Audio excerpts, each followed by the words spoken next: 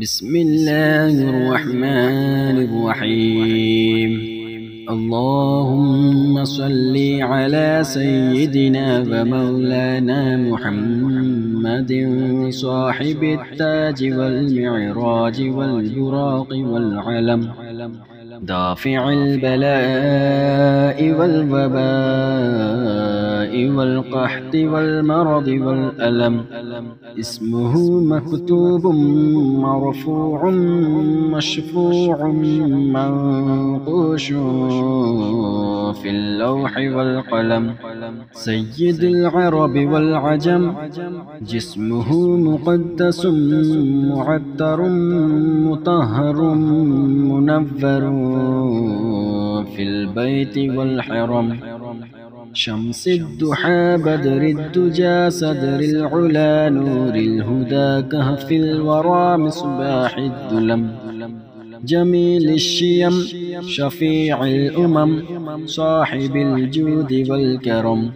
والله عاصمه وجبريل خادمه والبراق مركبه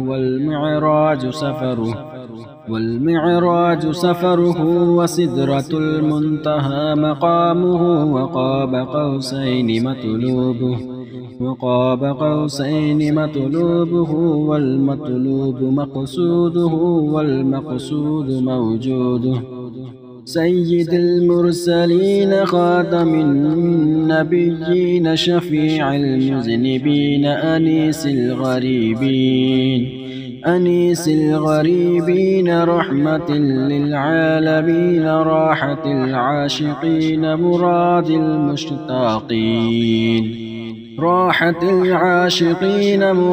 المشتاقين شمس العارفين سراج السالكين مصباح المقربين محب الفقراء والغرباء والمساكين.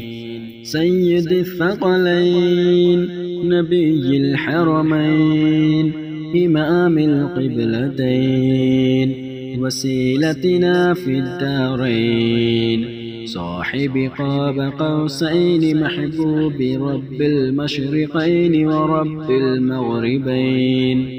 جد الحسن والحسين مولانا ومولى الثقلين أبي القاسم محمد بن عبد الله نور من نور